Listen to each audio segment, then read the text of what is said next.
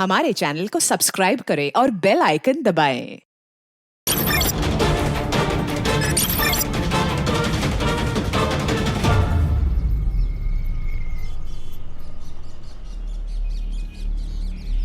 लगता है उमेश 7:30 चल रही है। समझ में नहीं आ रहा भाई, क्या करूं? गोपाल तू ज्यादा टेंशन मत ले, जोड़िया ना ऊपर वाला ही बनाता है। यार सारिका के लिए ना अच्छा रिश्ता ढूंढ रहा हूं, पर मिल ही नहीं रहा। पूरी रात इस टेंशन में नींद भी नहीं आती मेरे भाई।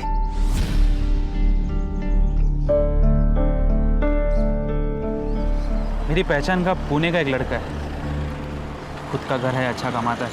तो कहे तो बात चलाता हूँ, तू और सारिका उसे और उसके घर को देखा ना।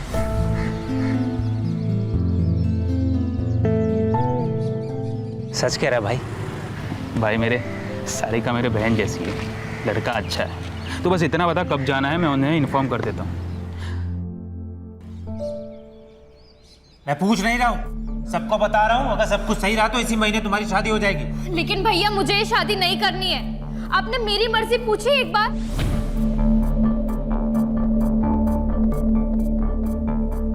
मैं अपनी पसंद से ही शादी करूंगी, बच्ची नहीं हूं मैं।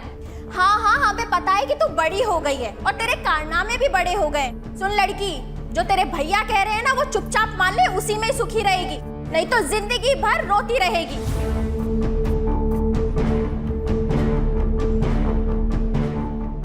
भैया वो समझाती क्यों नहीं हो? कुछ बोलो ना प्लीज।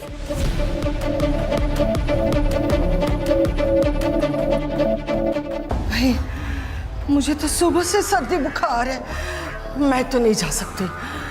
तुम दोनों जाकर सारिका के लिए लड़का देखा, और बेटा तुम्हें जो अच्छा लगता है वो करो, और शादी पक्का करके ही आना। माँ जी आप क्या कह रही हैं? आपकी इतनी तबीयत खराब है, मैं आपको अकेला छोड़कर कैसे जाऊं? एक काम करते हैं, इन दोनों को ही जाने दो। सुनिए जी, आप अपना रिश्ता पक्का करके ही आना। इस नेक काम में देर नहीं होनी चाहिए। हाँ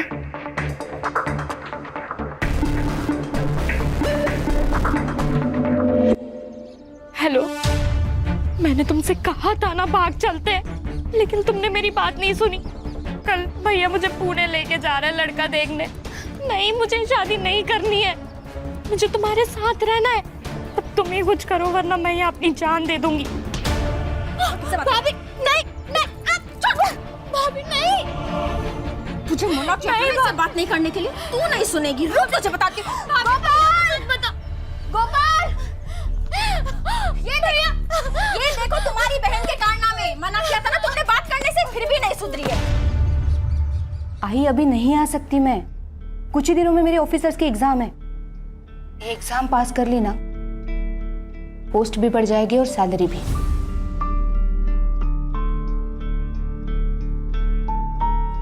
आई सब कुछ भुलाकर मुझे सिर्फ आगे बढ़ना है, नाम कमाना है। लेकिन जो कुछ तेरे साथ हुआ है, क्या तू उसे भुला पाएगी? कोशिश तो करनी पड़ेगी ना आई, तू बस चिंता मत कर। मैं संभाल लूंगी उसे। मैं जो कुछ भी कर रहा हूँ तेरे भलाई के लिए कर रहा हूँ, समझी? भैया नहीं समझाया ना तुझे? भैया नहीं करनी शादी है, भैया समझो। बैठ। चलो रिया।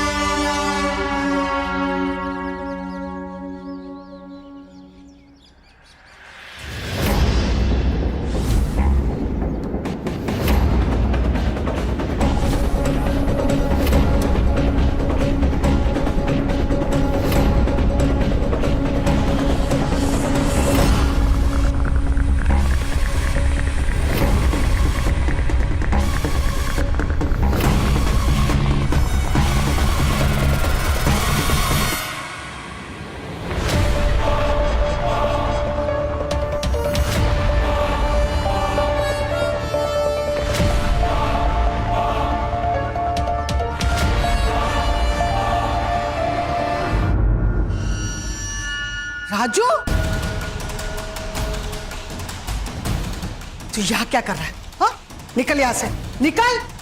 माँ ये मेरा भी घर है, अगर वो तो आपका बेटा ना माँ। माँ मत बोल मुझे। तेरे जैसा बेटा किसी को ना मिले। दारू, सिगरेट, ड्रग्स सब करता है। ऊपर से तूने वो भी किया जिसे हम किसी को बता नहीं सकते। क्या किया मैंने?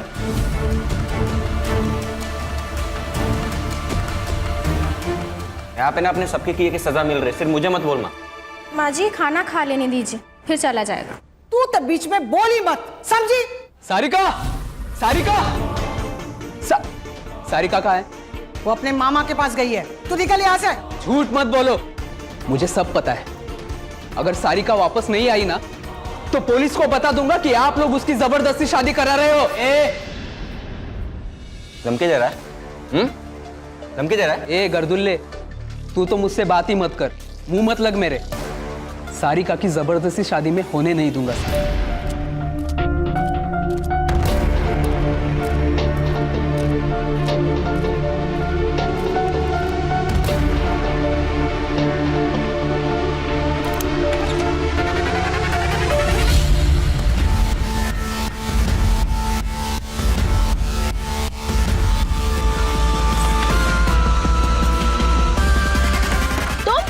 तुम यहाँ क्या कर रहे हो?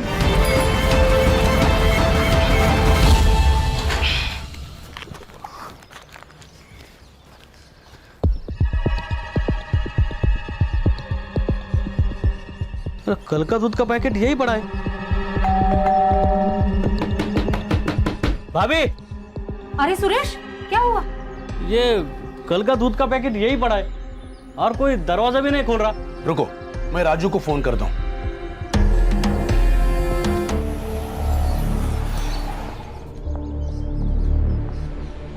अरे गोपाल भाऊ, घर में कोई नहीं है क्या? दरवाजा नहीं खोल रहे।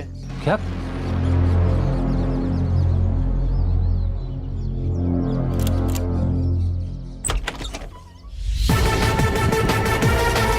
सर ये मेरी बहन है सारिका। फिलहाल ये रॉबरी का केस लग रहा है, हम लोग इन्वेस्टिगेशन शुरू करते हैं। घर से क्या क्या गया? सर 3 लाख कैश और कुछ ज्वेलरी। कौन कौन रहता है घर में? सर मैं, मेरी बहन, मेरी माँ और मेरी बीवी रहते। एक छोटा भाई है, उसको माँ ने घर से निकाल दिया। क्यों? सर हम मांस मच्छी नहीं खाते।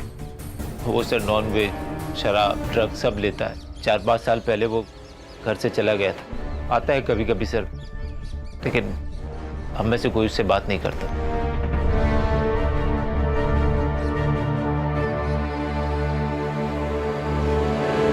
खान, एक ही घर में 2 मर्डर हुए, उसमें से एक सीनियर सिटीजन है। इसके पहले कि सीनियर सिटीजन की सेफ्टी का मुद्दा मीडिया उठा है, ये केस हमें सॉल्व करना होगा। Yes sir. सर इस एरिया में सीसीटीवी कैमरा है कि नहीं वो चेक करता हूँ और पड़ोसियों से भी पूछताछ करता हूँ। संग्राम, ये गोपाल से ज्वेलरी की फोटोग्राफ लेना और आसपास के ज्वेलरी शॉप में सर्कुलेट कर देना। सर और कोई बेचने आए तो जल्दी से इन्फॉर्म करने के लिए बोलना। अरे राजू, चलो बोलो क्या, फैमिली मैटर लग रहा है। सर वो राजू है ना, एक नंबर का टपोरी है सर। तो खुद के घर में भी ऐसे आता है जैसे घर में कोई चोर घुस रहा हो। कभी हेलमेट पहन के, सर पे रुमाल बांध के, और जब देखो तब नशे में धूत रहता है साहब। कुछ दिन पहले बहुत झगड़ा हुआ था सर। वो सारिका की दोस्त तेजल और उसका भाई दोनों यहाँ पे आए हुए थे। तब राजू और मधु ने उन्हें मार मार के घर से भगा दिया था। क्यों? प्यार का चक्कर था शायद। सारिका की शादी की बात को लेकर झगड़ा हो रहा था। सारिका से दूर रहने की धमकी दी थी मधु ने तेजल के भाई को।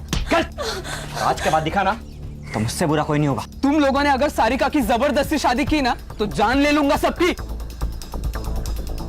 गोपाल के ज़्यादा दोस्त नहीं है सर। हाँ, एक उमेश नाम का बंदा है, मार्केट में दोनों साथ में काम करते हैं। उसका काफ़ी आना जाना भी है उसके घर पे। साहब मैं तो खुद शॉक्ड हूँ। शांति चाची तो माँ जैसी थी, गोपाल तो मेरे भाई से भी बढ़कर है साहब। अब वो पुणे के रिश्ते के बारे में मैंने ही बताया था उसे। मुझे लगा भाभी और चाची साथ में जाएंगे, नहीं तो मैं खुद चेक कर आता ना। सर मैं अपनी माँ को क्यों मारूंगा? अरे पैसा बहुत बुरी चीज होती है, वो रिश्ते नाते कुछ नहीं देखती। और तू तो ये सुट्टे वाला है ना? गंजेड़ी नशेड़ी बेवड़ा, तेरे ऊपर कैसे भरोसा करेंगे? मैं अपने पैसे की पीता हूँ सर, और अपने फैमिली को मार दो इतना आउट नहीं रहता मैं। अच्छा, ये शांति देवी और मधु इसको कब मिला था आखिरी बार? 4 से 5 दिन पहले मिला था, इसके बाद मैं उनसे कभी मिला नहीं। मेरा फैब्रिकेशन का अपना धंधा है। तेरा इतना बड़ा घर है, तू अकेला बाहर क्यों रहता है? आपको क्या करना है उससे? तमीज से बात कर। मेरा मतलब है सर कि मेरी लाइफ है, मेरी मर्जी, कुछ भी करो। निकल निकाल। जर जास्त शहाणा आहे हा. ती कुंडली निकालो. सर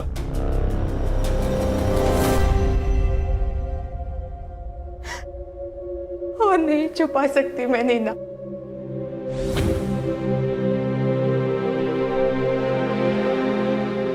तंग आ गई हो इस सब से। तो क्या सोचा है तूने? यही कि नागपुर ट्रांसफर करवा लेती हूँ आई के पास। तो जो भी फैसला लेगी मैं तेरे साथ हूँ, लेकिन एक बार फिर से सोच ले। तेरी ऑफिसर की एग्जाम होने वाली है कुछ महीनों में। अगले साल अप्लाई कर लूंगी, बस एक बार ये ट्रांसफर हो जाए।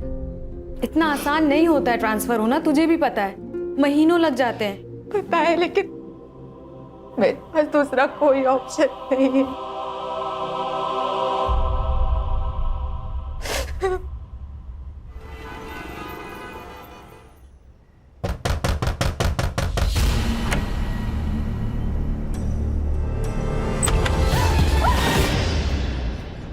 सर मैंने राजू के स्टेटमेंट क्रॉस चेक किए, वो तीनों दिन फैब्रिकेशन की शॉप में ही था।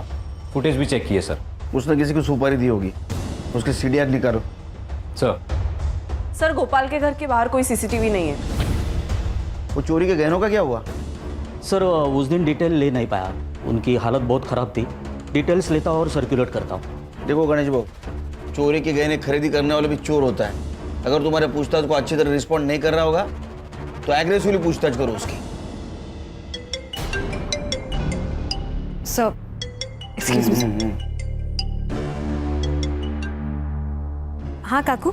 बेटा मेधा कहाँ है? वो तो नागपुर आई है ना। नहीं तो लेकिन वो तो 2 दिन पहले ही नागपुर के लिए निकल गई है। मुझे लगा वो वहीं होगी, इसीलिए मैंने कॉल नहीं किया।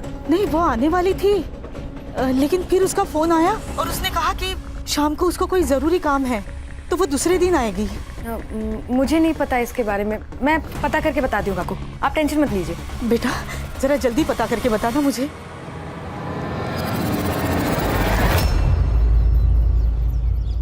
मैंने भी उसे 2 दिन से नहीं देखा, क्या हुआ? सब ठीक है ना? नहीं, सब ठीक है। कभी कभार किसी केस के सिलसिले में शहर से बाहर आना जाना पड़ता है। मैं चलती।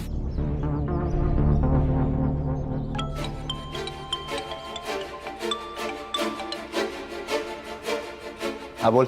मेधा का 2 दिन से पता नहीं चल रहा है। देख, वो जिंदा रही या मर जाए मुझे कोई फर्क नहीं पड़ता, पर सुन, दोबारा मुझे फोन मत करना।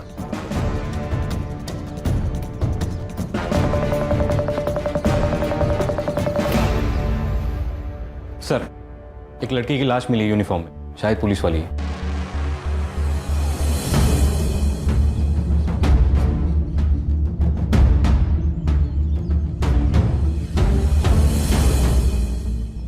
चल चलो पीछे हटो। इस एरिया में आने जाने वाले हर रास्ते का सीसीटीवी फुटेज कलेक्ट करो। ये कौन है इसे ढूंढ के निकालो। Right sir. वहां उसकी मुलाकात कांस्टेबल प्रमोद से हुई और कुछ ही दिनों में उन लोगों ने शादी कर ली, लेकिन जानवर था वो प्रमोद। सर प्रमोद को वायलेंट सेक्स करना पसंद था। डिवोर्स फाइल की थी? हाँ सर, मेधा ने वर्तक नगर पुलिस स्टेशन में आके डिवोर्स फाइल किया था। यहाँ तक कि वर्तक नगर पुलिस स्टेशन में ट्रांसफ़र भी लिया था, लेकिन वो प्रमोद से बच नहीं पाई। वो उसे यहाँ भी आकर डराता था, धमकाता था, इसलिए मेधा ये सब छोड़कर नागपुर जाने वाली थी। नीना, आइए काकू।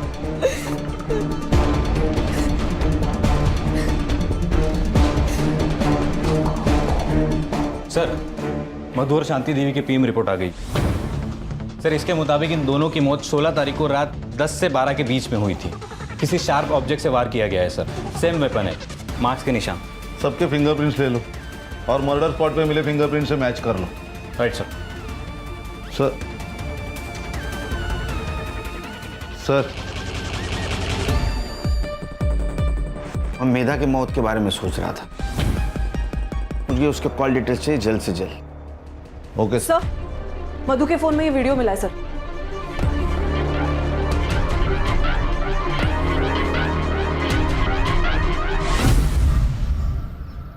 सारिका का किसी के साथ अफेयर चल रहा था? मुझे नहीं पता सर, हमारे कॉलेज का ही कोई लड़का है।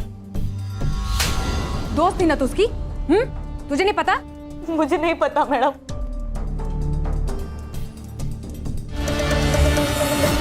अब सच बताओगी या अभी भी झूठ बोलना है?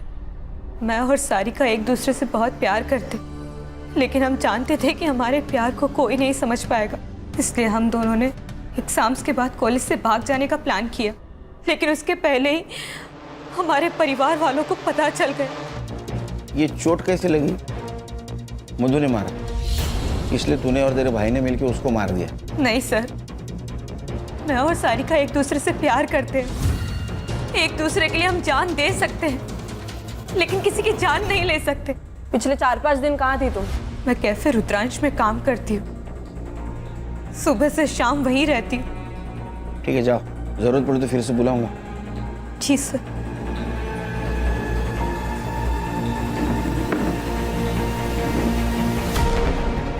सर ये लड़की सच बोल रही थी, कैफे में ही काम करती है, मैंने बात की ओनर से। लेकिन इसके ऊपर भरोसा नहीं रख सकते संग्राम, क्योंकि सारिका के घर वाले इन दोनों को मिलने नहीं दे रहे थे।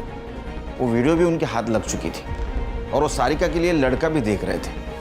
तो हो सकता है गुस्से में आकर तेजल ने उन दोनों को मार दिया और हमें भटकाने के लिए रॉबरी की हो सर।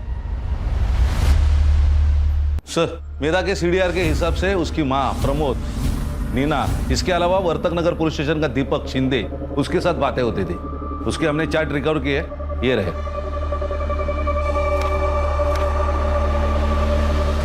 बोला उसको। सर मेधा ने प्रमोद की वजह से ही ट्रांसफर लिया था, लेकिन प्रमोद उसे फिर भी परेशान कर रहा था। उसने खुद बताया तुमको? नहीं सर, उसने नहीं बताया, लेकिन मैंने एक दिन उसके हाथ पे बेल्ट के निशान देखे थे।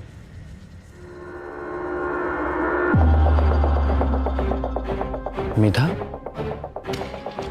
ये सब क्या है? छुपाने की जरूरत नहीं है, सच सच बताओ। वो वापस आ गया है, अभी भी मारता है मुझे। कहता है जब तक डिवोर्स नहीं हो जाता मैं उसी की बीवी रहूंगी। सर मेधा कंप्लेन करने से डरती थी और उसने मुझे भी चुप रहने के लिए कहा था। तब सर नीना ने कहा कि उसे नीना कौन? सर नीना काणेकर, सर आप ही के पुलिस स्टेशन में कांस्टेबल है।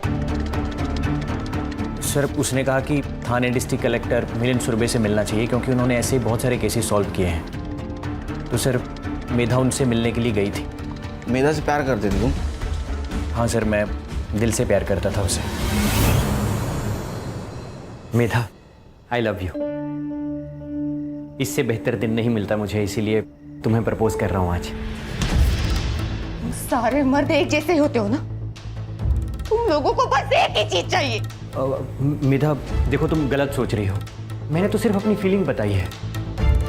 देखो अगर तुम्हें नहीं पसंद है तो मैं इस टॉपिक के बारे में कभी बात नहीं करूंगा और ना कभी तुम्हें फोर्स करूंगा। I promise. Sorry Deepak, actually आजकल मेरे साथ हर कोई बस यही कर रहा है, तो मैंने। कौन? प्रमोद?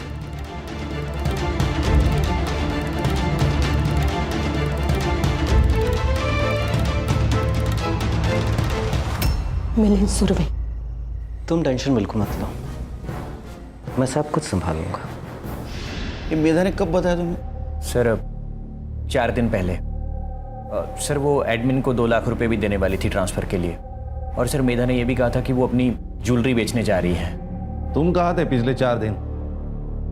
सर मैं वर्तक नगर में था सर, MLA की सिक्योरिटी में। ठीक है, जरूरत पड़ी तो फिर से बुलाऊंगा।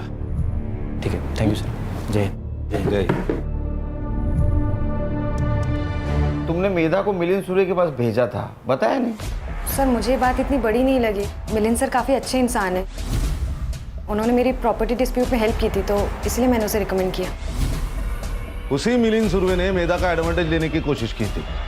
सर मेधा ने मुझे इस बारे में कुछ नहीं बताया। उन्होंने तुम्हारे कभी? नहीं सर, नो वे। खान, तुम और हर्षा मधु और शांति देवी की केस पे काम करो। सर। मैं संग्राम और नीना मेधा के केस पे काम करते हैं। ये सब झूठ है। रोज़ाना कई औरतें आती हैं मेरे पास हेल्प करने के लिए। आप किसी से भी पूछ सकते हैं। अब जब वो इंसान ही नहीं रहा तो उसके कंधे पे बदनामी की बंदूक रखकर कोई भी गोली चला सकता है। आपने उसके साथ जबरदस्ती नहीं की। आई नो, हम दोनों बेडरूम में ही थे, लेकिन आपको बताना चाहूँगा कि मेरे बेडरूम में ही मेरा स्टडी टेबल था, इसलिए मैं वहीं पर था। इसलिए मेधा भी वहीं पर आई, बात की और चली गई। ठीक है सर, थैंक यू।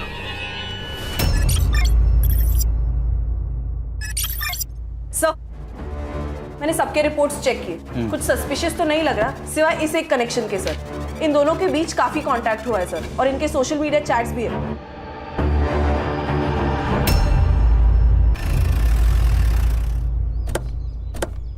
कुत्ते की दुम साल भर पाइप में डाल के रखो तो भी टेढ़ी की टेढ़ी रहती है।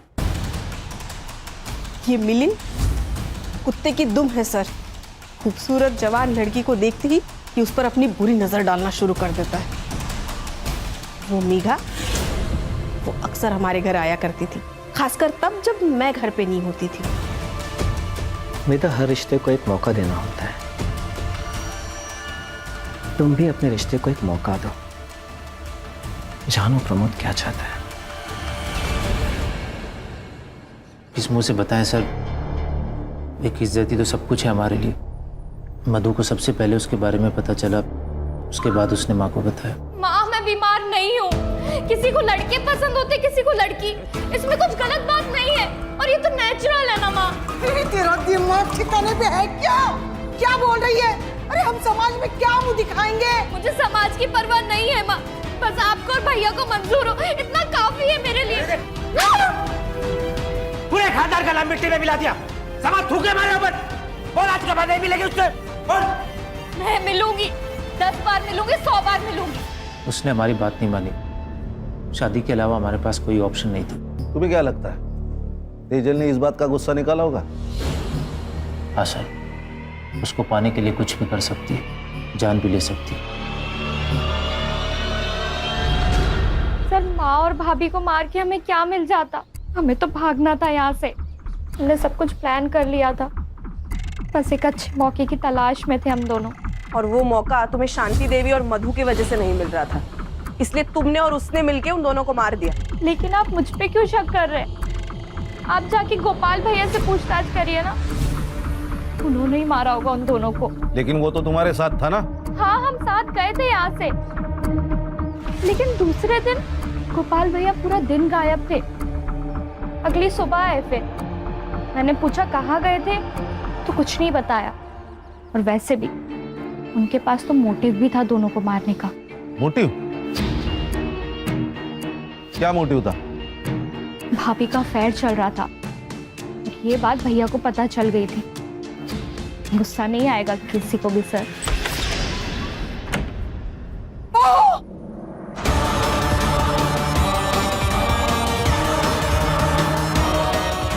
सब क्या नाटक लगा है तुम लोगों ने?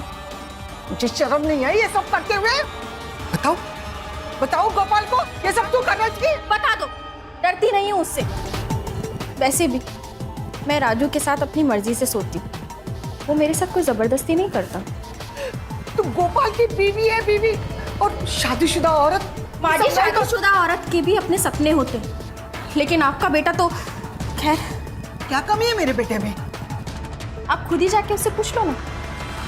फिर बहुत ज्यादा झगड़ा हुआ उस दिन माँ और भाभी के बीच, इसलिए इसी गुस्से में बदला लेने के लिए मेरे कमरे में एक मोबाइल छुपा दिया और फिर वीडियो निकाल लिया, ताकि सबका ध्यान वहां से भटक के मेरे ऊपर आ जाए। वो वीडियो देख के माँ तो चुप रहे, तभी शायद गोपाल भैया को कुछ नहीं बताया। पर सर मुझे ऐसा लगता है ना कि गोपाल भैया को पहले से ही सब कुछ मालूम था। क्या रे, डोमेस्टिक वायलेंस करना क्राइम है, पता नहीं तेरे को? सर मुझे वायलेंट तरीके से सेक्स करना अच्छा लगता है सर। कुछ छुपा रहा ना, अभी बता दे, बाद में पता चला तू झूठ बोल रहा तो छोड़ूंगा नहीं तेरे को। सर मैंने जो कुछ कहा है वो सब सच है। ठीक है, जा।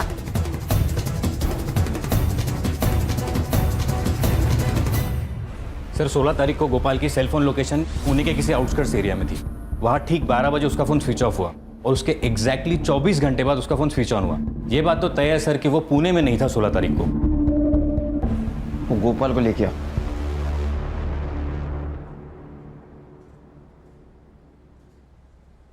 देख गोपाल, तेरे सीडीआर से हमें पता चला है कि तू 16 तारीख को पुणे में नहीं था, तेरा फोन स्विच ऑफ था। कहाँ गायब हुआ था?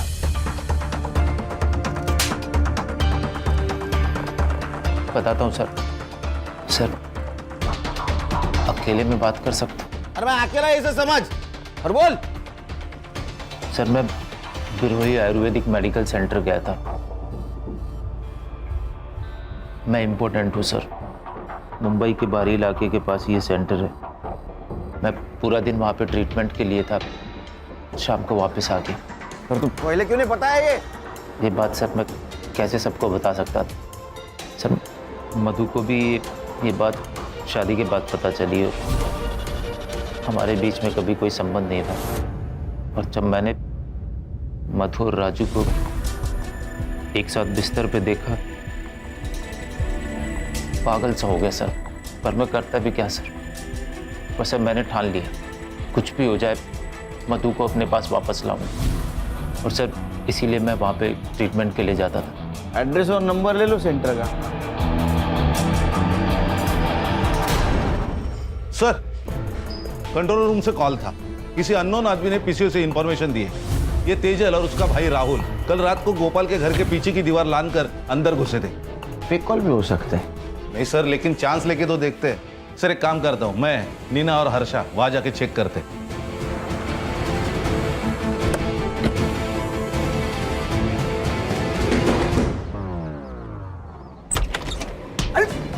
क्या हुआ? अरे आप लोग बैठ बैठ। एक बात बता, 16 तारीख को तू और तेरी बहन गोपाल के घर में क्यों घुसे थे? सर हम लोग तुझसे पूछा क्या? खड़ी रहे पे। सर हम लोग वहां पे गए ही नहीं थे सर, सच में सर।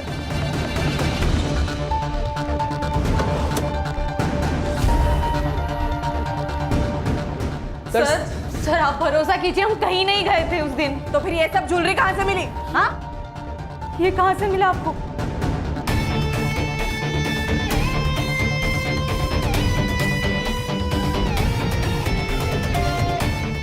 ये वही गहने हैं, ये शांति देवी के गहने जो उस दिन चोरी हुए थे। सर ये यहाँ पे कैसे आए हमें नहीं पता सर, सच में। सर आप हम पे भरोसा कीजिए। ये तो माँ की ज्वेलरी है। पर ये आपको कहाँ से मिली? तुम्हारे गर्लफ्रेंड के घर से। आप झूठ कह रहे हैं। आप सिर्फ तेजल को फ्रेम कर रहे हैं ताकि हम दोनों साथ ना हो सके। तो ऐसा तो नहीं कि तुम दोनों ने मिलकर मधु और तुम्हारी माँ को मार दिया? नहीं सर, आप गलत समझ रहे हैं। सर ये ज्वेलरी तो जूड़ी में थी, इसमें सिर्फ एक कंगन और एक झुमका मिसिंग है। क्या तेजल ने बेचे होंगे? एक काम करो, इसे ज्वेलरी के सारे डिटेल्स ले लो। Okay sir. सर मैंने सबके रिपोर्ट्स चेक किए, कुछ सस्पिशियस तो नहीं लग रहा सिवाय इस एक कनेक्शन के। सर इन दोनों के बीच काफी कांटेक्ट हुआ है सर, और इनके सोशल मीडिया चैट्स भी है।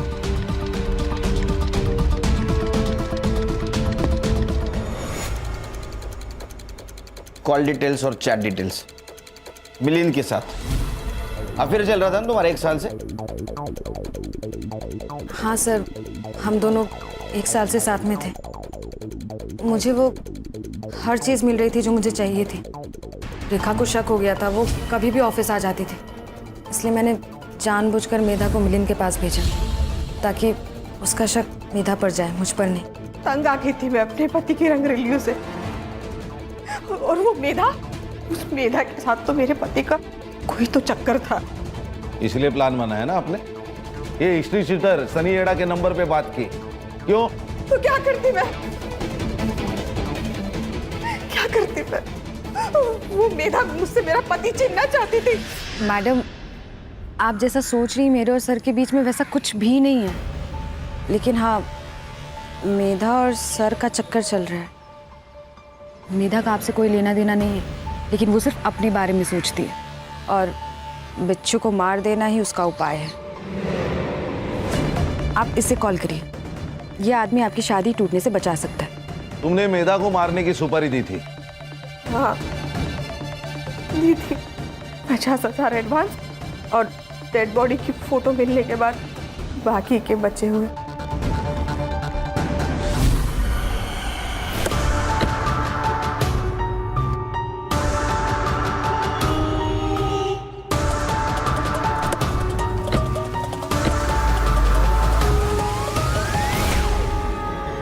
साहब, मैंने रेखा मैडम से 1 लाख रुपए लिए थे और मेधा जब ज्वेलरी शॉप से निकल रही थी तो मैं उसका पीछा कर रहा था। मैं उसका पीछा कर रहा था और वो किसी और का पीछा कर रही थी।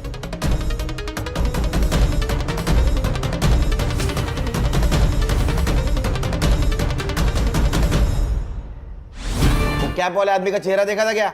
साहब कैप पहना था ना तो चेहरा नहीं दिखा। संग्राम, उसको लेके जा। लेके जा इसको। अगर ये सनी सच बोल रहा है तो मेधा जरूर किसी ज्वेलरी शॉप में गई थी। पता करो। सर मैं बिरोई मेडिकल सेंटर भी गई थी। गोपाल सच कह रहा है सर, 16 तारीख को वो पूरा दिन वहीं पर था, 17 को सुबह वो वहां से निकला। सर मुझे लगता है हम लोग डेड एंड पे आ गए। मैंने सबके रिकॉर्ड चेक किए, बैंक ट्रांजैक्शन डिटेल्स भी चेक किए, एलिबाई भी परफेक्ट है। मुझे लगता है इस केस में हमसे कुछ ना कुछ तो छूट रहा है। सर मैंने ज्वेलरीज के फोटो सारे शॉप में दिखाए। अब ये बहुत बोलना, किसी ने पहचाना नहीं। सर पहचाने, महेश ज्वेलर्स में, और उसके पास मेधा के बारे में भी इंफॉर्मेशन है सर।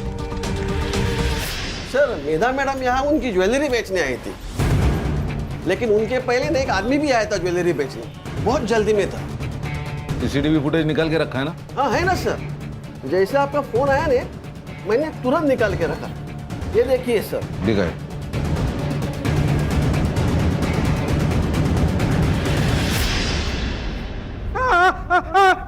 बताता हूँ बहुत कर्जा हो गया था। एक नया बिजनेस स्टार्ट किया था, फ्लॉप गया। गोपाल मेरा बहुत अच्छा दोस्त है, मुझे सब बता था। उसने बताया था कि चाची ने सारिका की शादी के लिए 3 लाख के गहने बचा के रखे। तभी प्लान बनाया कि उन लोगों को पुणे बेचकर घर लूटूंगा। चाबी कहाँ से मिली? साहब जो बिजनेस फ्लॉप गया ना, वो ताले चाबी का बिजनेस था। होशियार निकला। मैं गोपाल के घर की चाबी की डुप्लीकेट की बनाने के लिए रात को उसके घर गया था और वहीं बैठ के मैंने चाबी बनाई। मुझे लगा घर में कोई नहीं होगा तो मैं चला गया चोरी करने। मुझे किसी को मारना। तो तेजल पे ब्लेम आया इसलिए तूने पीसीओ से फोन किया ना? मुझे पता था कि वो दिव्यांग पीसीओ बॉक्स है, वहाँ का ओनर सिर्फ सुन सकता है, देख नहीं सकता। मेधा को क्यों मारा? तुझे पता था ना वो पुलिस वाली है। मैं उसे नहीं मारता तो मुझे पकड़ लेती उसने। अरे मोटा भाई, अभी तो इतना ही कैश है, बस 15 मिनट रुको ने, मैं आपको पूरा कैश दे देता हूँ। हाँ ठीक। नहीं इतना ठीक है। अरे गिन तो लो। अरे हाँ कौन ये? अरे मैडम पता नहीं, आपको देख के भाग गया। तो ये चोरी का माल तो नहीं है? उसने मुझे ज्वेलरी शॉप में देख लिया था और मेरा पीछा कर रही थी। अब मुझे नहीं मारना था।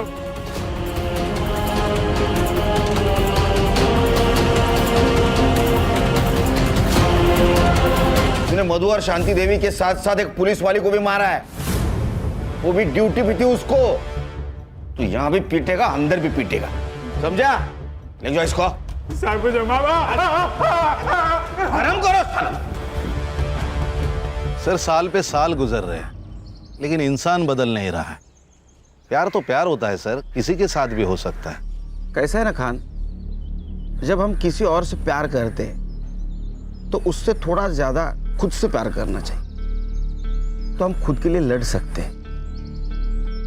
यहाँ गोपाल भी खुद के लिए नहीं लड़ सका और मेधा, वो तो पुलिस वाली थी, वो भी हार गई। करेक्ट सर, सिर्फ क्राइम करने वाला नहीं बल्कि क्राइम सहने वाला भी गुनहगार होता है। इसलिए एक चीज ध्यान में रखो, हमारे अंदर जो पुलिस वाला है उसको मजबूत रखना है, अपने इंडिविजुअल प्रॉब्लम से उसे डाइवर्ट नहीं होने देना है।